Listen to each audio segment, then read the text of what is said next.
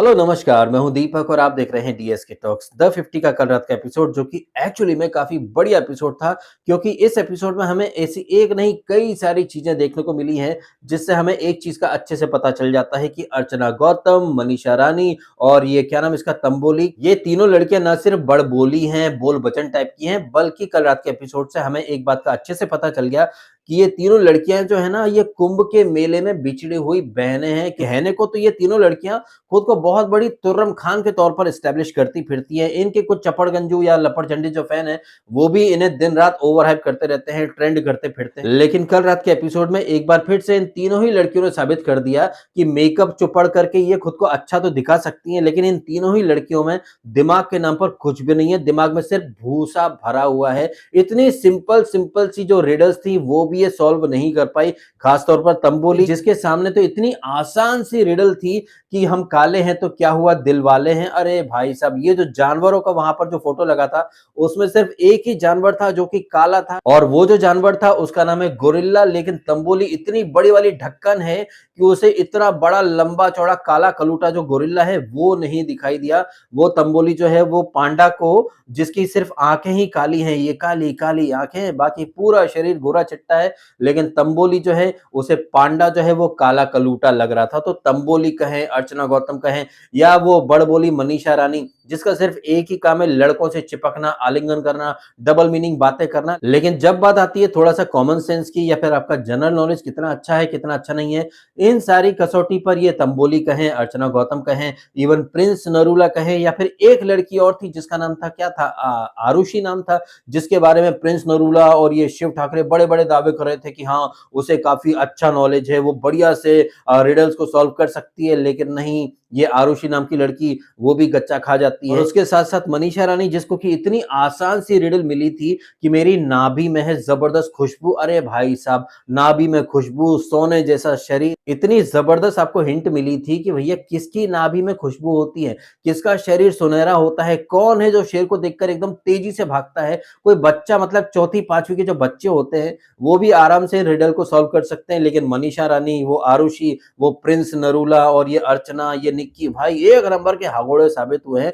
इसके साथ साथ खानजादी, अरे भाई साहब, उसको तो इतनी सिंपल सी रिडल मिली थी, सीधा सीधा लिखा था, 40 किलोमीटर प्रति घंटे की रफ्तार से दौड़ता हूँ, खड़े खड़े सोता हूँ, शुद्ध शाकाहारी, शुद्ध शाकाहारी, शुद्ध शाकाहारी। ये शब्द सुनकर भी अंदर कुछ एल्विश के लपड़चंटिस लोग बोलते हैं चीता चीता। अबे चीता कौन सा शाकाहारी है भाई, भागने दौड़ने शुद्ध शाकाहारी, ऐसे ऐसे हिंट थे।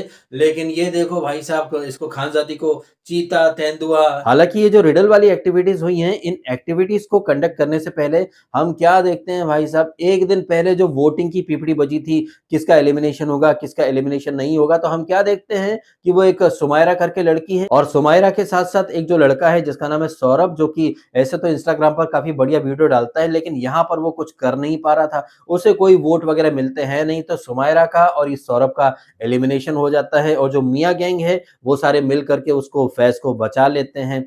मैक्सटन भी बच जाता है, वो आर्या जादव है वो भी बच जाती है, बेबिका धुर्वे जो है, खानजादी जो है, ये सब बच जाते हैं। हालांकि जाने से पहले सौरभ कुछ बातें करता कि भैया ऐसा मैंने कौन सा गुनाह कर दिया, या मैंने ऐसी कौन सी गलती कर दी कि भैया मैं यहाँ पर इविक्ट हो जाता हूँ या मेरा एलिमिनेशन हो जाता है। तो वहां पर ये सिद्धार्थ कुछ कहता है कि भैया तूने कुछ गलती नहीं करी है, तू वाकई में बहुत अच्छा इंसान है, लेकिन ये जो शो है ये अच्छे इंसानों के लिए शो नहीं है, क्योंकि इस तरह के शोज में आपको ऐसे कंटेस्टेंट ज्यादा प्यारे लगते हैं मेकर्स को, जो कि गंद फैलाएं, फालतूपंती करें, या फिर तंबोली जैसे लोग या अर्चना जैसे लोग, जिनके अंदर कोई भी दमखम नहीं होता है, सिर्फ और सिर्फ नौटंकी करना ही इन लोगों की फितरत होती है। और ऐसे जो कंटेस्टेंट होते हैं, ऐसे कंटेस्टेंट मेकर्स को बहुत ज्यादा प्यारे लगते हैं। इस तरह की बातचीत वगैरह होती रहती है, इन बातों के बीच में थोड़ी सी मस्ती और हंसी मजाक होता रहता है। और इसी मस्ती मजाक के बीच में युविका, यानी कि प्रिंस की जो वाइफ है, वो मैक्सटन का नामकरण करती है, पौने देवगन, इस तरह से कुछ नामकरण करती है। और इसी के साथ साथ बिग बॉस 19 की जो गर्दोली गुलमटी चाय वाली थी, यानी कि नीलम,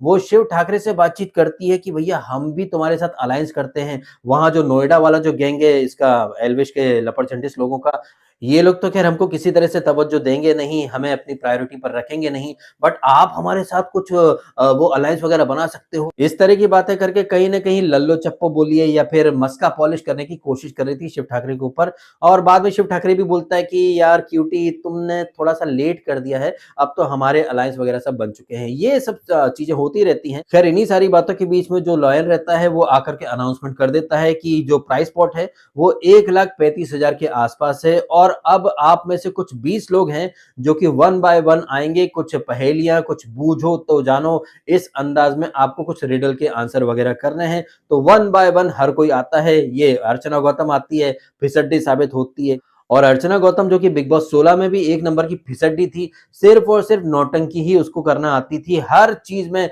अपनी दीदी की पिपड़ी बजाया करती थी, टास्क वगैरह उससे कुछ होती थी नहीं और जिस तरह से बिग बॉस 16 के अंदर उसने अकल बड़ी या फिर भैंस वही वाला फंडा उसने यहाँ पर दिखाया, तब भी वो अकल का इस्तेमाल नहीं करती थी, यहाँ पर भी वो अकल का इस्तेमाल नहीं करती है। और तंबोली को तो हम कितनी बार देख चुके हैं, खतरों के खिलाड़ी में आपने देखा या फिर ये जो सेलिब्रिटी मास्टर शेफ था, वहाँ पर भी आपने देखा, कोई भी टास्क उससे होती नहीं थी। लेकिन नौटंकी की जब बारी आती है, तो वहाँ पर चाहे तंबोली हो, चाहे वो अर्चना गौतम हो, चाहे वो ये मनीषा रानी हो, सब एक नंबर की नूबड़ी लड़कियाँ हैं। इसी बीच में आपने क्या देखा, वो आर्या जादव जिसका कि तंबोली से पंगा है, वो भाई आर्या जादव तो व्यक्तिगत दुश्मन ही है ना, बदला तो हम लेंगे। वो वहाँ पर मोनोलॉग एक देती आकर के कि भैया सामने दिख रहा है कि कौन-सा जानवर है जो कि बहुत ज़्यादा काला है, लेकिन नहीं, इसको तो कुछ पता ही नहीं है। बड़े-बड़े दावे कर रही थी और आप एक मज़ेदार बात देखिए कि जब ये अर्चना गौतम कुछ नहीं कर पाई थी, तब अंदर बैठ कर के ये तंबोली बहुत हवा में उड़ रही थी। अरे इसको कुछ नहीं आता है, इसको कुछ नहीं आता है। बड़े-बड़े दावे कर रही थी, लेकिन जब उसका खुद का नंबर आता है, तो भाई साहब औंधे मुँह गिर पड़ती है। वैसे औंधे मुँह गिरने से मुझे याद आया प्रिंस नरूला, जो कि ऐसे तो बड़े-बड़े दावे कर रहा था कि भई हमारे जो फैन्स हैं, हमें उनके लिए अपना ये जो मनी वगैरह जो है, इसे और आगे बढ़ाना है, तो प्लीज़ फैन्स के बारे में सोचो, फैन्स के बारे में सोचो। लेकिन ये प्रिंस नरूला जो कि दूसरों को बहुत ज्ञान दे रहा था कि हमें हमारे फैन्स के बारे में सोचना चाहिए, लेकिन यहाँ पर जब उसे एक ऑप्शन मिलता है वहाँ पर वो रिडल को सॉल्व करने का, तो भाई साहब वो भी औंधे मुँह गिर पड़ता है, उसको कुछ भी समझ में नहीं आता है और अब देखिए भाई साहब क्या ज़बरदस्त वाला ड्रामा आपको देखने को मिलता। प्रिंस नरूला जो कि ऐसे तो काफ़ी अच्छे तरीके से परफ़ॉर्मेंस करता है, लेकिन यहाँ पर वो बुरी तरह से हार गया। अब भैया हार गया है तो किस मुँह से वहाँ घरवालों के सामने जाएगा? इसलिए क्या करे, चलो फालतू का लड़ाई वगैरह कर लेते हैं। कभी वो रजत दल्ले से लड़ता है, कभी दिग्विजय से लड़ता है। हालाँकि ये बात अलग है कि थोड़ी देर के बाद ये प्रिंस नरूला जो है, वो इससे रजत से पैचअप कर लेता है। बाद में रजत भी बोलता है कि यार प्रिंस से मेरा कुछ गलत तो है नहीं, कुछ लफड़ा है नहीं। आगे चल कर के हम थोड़ी बहुत बातचीत कर लेंगे। लेकिन इसके पहले ये सारे लोग यानी कि रजत, अरबाज़ या फिर ये जितने भी एल्विश के चंटर-पंटर हैं, चाहे कटारिया हो, चाहे रजत हो या फिर जितने भी चंटर-पंटर हैं, ये सारे लोग कहीं न कहीं भर-भर के मज़ा ले रहे थे और ये लोग मज़ा ले रहे थे, तो दूसरी तरफ ये जो प्रिंस है भाई इसके गुर्दे बुरी तरह से छिल गए थे। एनीवेज़ प्रिंस नरूला जो है उसकी तो बुरी तरह से बेइज़्ज़ती हो जाती है, उसका तो पोपट भी हो जाता है, लेकिन रजत दल्ला कहें या फिर कटारिया, ये लोग काफ़ी बढ़िया तरीके से एक बार में ही टास्क को कंप्लीट कर लेते हैं। अच्छा, इन सारी चीज़ों के बीच में आपने एक चीज़ ज़रूर देखी होगी कि वो जो बेबिका जो है ना, उसका नॉलेज, उसका कॉमन सेंस काफ़ी बढ़िया था, लेकिन उसे ये इन लोगों ने बहुत ही अंडर एस्टिमेट करा था। इसे ज़्यादा मौके नहीं मिल रहे थे, लेकिन जब इसे मौका मिलता, तो ये भाई बहुत बढ़िया तरीके से वो टास्क को कंप्लीट करती है। वैसे बेबिका के साथ-साथ यहाँ पर जो सिद्धार्थ है, उसने भी काफ़ी बढ़िया तरीके से पहले ही बार में टास्क को कंप्लीट कर दिया और उसके साथ-साथ हम कैसे भुला सकते हैं भाई मैक्सटन को, वो भी बढ़िया तरीके से टास्क को कंप्लीट करता है, लेकिन जिस तरह से फिर वो बाद में एल्विश की जो बैंड बजाता है या एल्विश को बुरी तरह से एक्सपोज़ करता है कि मुझे थप्पड़ मार कर के उसके फॉलोअर्स बढ़ गए, वो क्या मेरे फॉलोअर्स बढ़ाएगा, उसके खुद के जो गुलाम हैं चेले हैं, उनके खुद के मिलियन नहीं हो पाए हैं। इन बातों के साथ-साथ मैक्सटन ने ये भी कहा कि एल्विश जो है, वो सिर्फ़ बोल बच्चन वाली हरकतें करता है और जब उसकी पोल पट्टी खुलती है, तो फिर उसकी मम्मी का नाम लेकर के विक्टिम कार्ड खेलना शुरू कर देता है। ये चीज़ें आपने बिग बॉस ओटीटी में देखी थी, कैसे सलमान खान के सामने एल्विश जो है, वो बुरी तरह से रोना शुरू कर दिया था उस लौंडे ने। सलमान तो सलमान, एल्विश यादव जो है, वो तो पूजा भट्ट के सामने भी सरेंडर कर गया था। ओके पूजा जी। अब चूँकि यहाँ पर मैक्सटन ने बुरी तरह से इसको एल्विश को एक्सपोज़ कर दिया है, उसे रोस्ट कर दिया है।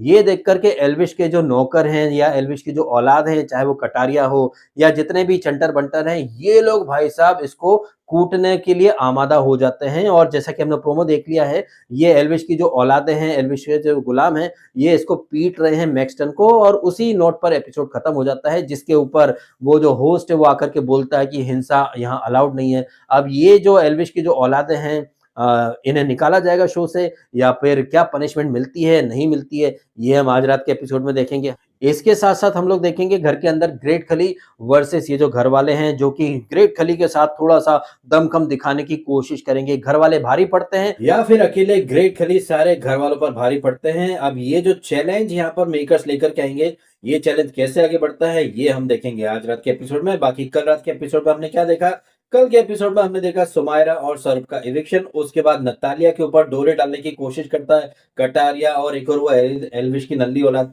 दोनों ऐसे ही बिहेव कर रहे थे कि जैसे खुद तो साले हरियाणा से नहीं, कहीं लंदन या अमेरिका से हैं, दूसरों की अंग्रेजी का कहीं न कहीं मज़ाक उड़ाने की कोशिश कर रहे थे। आई थिंक मैक्सटन की अंग्रेजी का मज़ाक उड़ाने की कोशिश कर रहे थे। उसके बाद ये बूझ हो तो जाने, जिसमें कि डम्ब, डम्बर, डम्बेस्ट बन गई ये तंबोली अर्चना और ये मनीषा रानी और ये प्रिंस नरूला बड़े-बड़े दावे कर रहा था, बोल वचन साबित हुआ है। उससे तो रिडल ठीक से पढ़ी भी नहीं जा रही थी। इन सब लोगों के बीच में दिव्या अग्रवाल जो कि ऑडियंस बन के तो बहुत ज़्यादा एक्साइटमेंट दिखा रही थी, लेकिन वो एक बार भी कोई रिडल सॉल्व करने के लिए नहीं आई। रिडल सॉल्व करने के लिए यहाँ पर रजत दल्ला, कटारिया, बेबिका, श्रुतिका, सिद्धार्थ इन लोगों ने काफ़ी अच्छा परफॉर्मेंस दिया, लेकिन वो लड़कियाँ जो खुद को बहुत बड़ी तुर्रम खान मानती हैं, वो सब की सब एक नंबर की हगोड़ी साबित हुई हैं कल के एपिसोड में।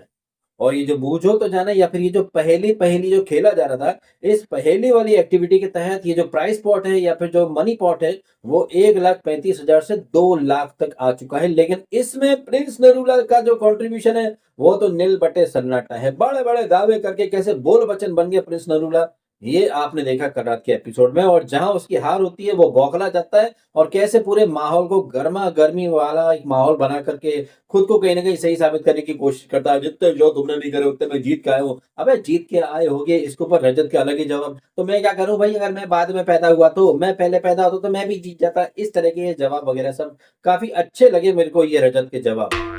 इन सारी ही बातों के बारे में आपके जो भी हैं ओपिनियन कमेंट करके शेयर अवश्य कीजिएगा। वीडियो अच्छा लगा है तो लाइक अवश्य करें और करें चैनल को सब्सक्राइब यदि आपने नहीं किया है तो। मिलते हैं आपसे अगले वीडियो में। आपने समय निकाला, वीडियो देखा, आपका बहुत-बहुत धन्यवाद। Thank you so much.